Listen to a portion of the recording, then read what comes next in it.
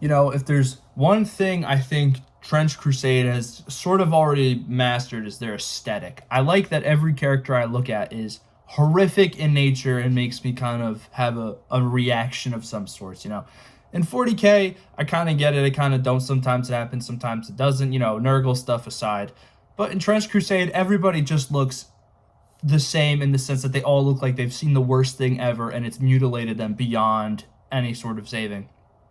And that's great, which is weird to say, but I like that. I like it in a setting where the setting is sort of doomed and everything is awful and evil, and people are hopelessly fighting because they have one shred of hope left. And Trench Crusade really nails that. But what they're lacking in so far is weapons. And before someone comes at me by saying there's weapons posted, there's official rules posted, there's a time and a place to let's gig a nerd out. We're gonna save that for later, right? All right, because you got to hear what I have to say first before you start jumping down my throat and start violently, saying I'm the worst in the comments. First of all, I'm not saying they're lacking in weapons, but I'm saying they're lacking in badass weapons. See, 40K, you have the Celestial Orrery, you have Dark Age of Technology weapons, you have like freaking black hole grenades, vortex, bombs. Everything is cool. Everything just sounds cool. And 40K has definitely mastered that art of badass names, immediately adding a new level of interest to whatever it is it's named. The Vengeful Spirit, amazing name. Just invokes a sense of, I'm now interested in this.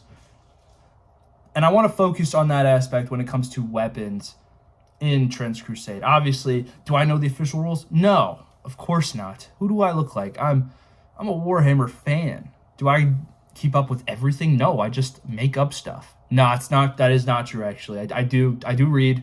I do try to be as accurate as possible. Do I make some slip-ups? Absolutely.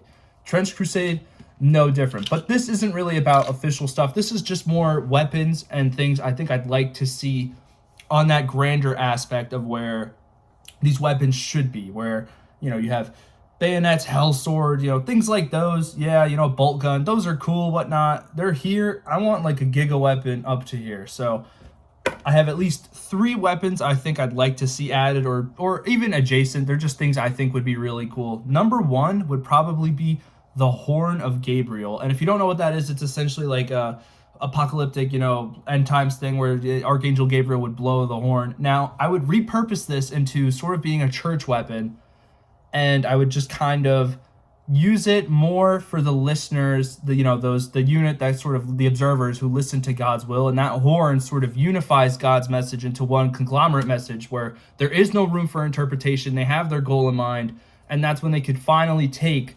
the offensive to hell, right? But it would be a limited use, this would be more of like a literature inclusion weapon, not something that could actually be utilized in gameplay.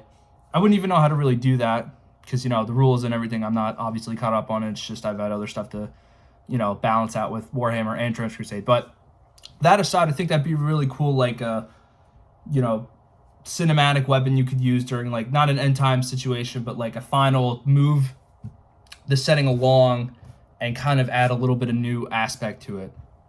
So I think Horn of Gabriel should definitely be one on there because I just think that's really cool, and it kind of repurposes what it would have already been to signal the end times, but instead the end times would sort of be like, now the church has an official position and an official way to sort of not just defend and sort of gain territory in no man's land, but kind of actually take the battle to hell, as opposed to hell just kind of waiting it out because it's a numbers game and hell can do that forever.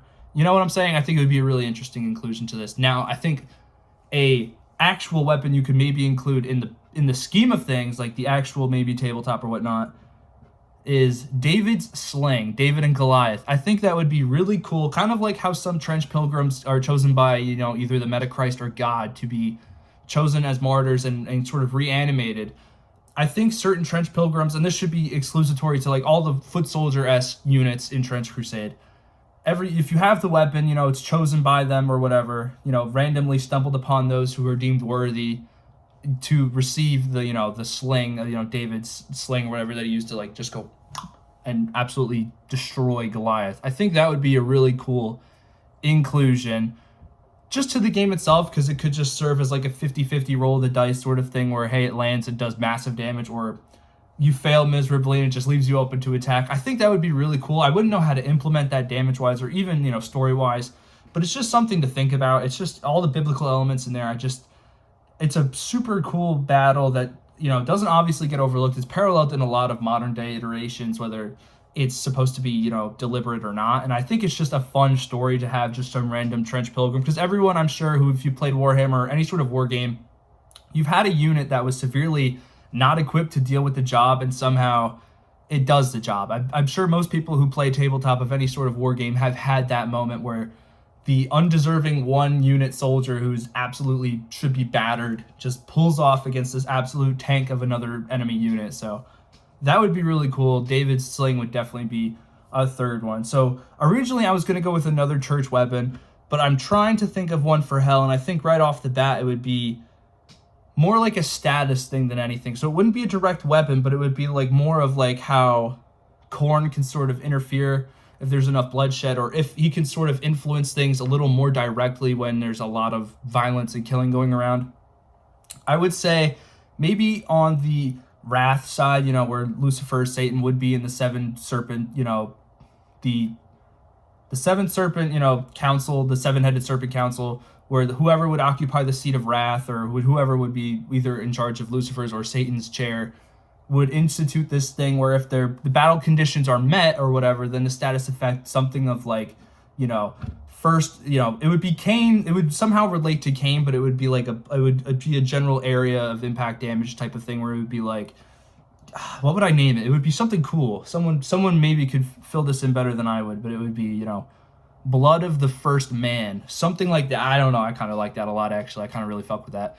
But like something along those levels, where if the conditions are met by hell, then in which case, you know, whoever they're versing, or whether it's an infighting thing, everyone kind of gets a little status buff and debuff to like offense, but then their defense goes down because they're more worried about just destroying everything and whatever. You know, that's just an idea. I thought that would be really cool.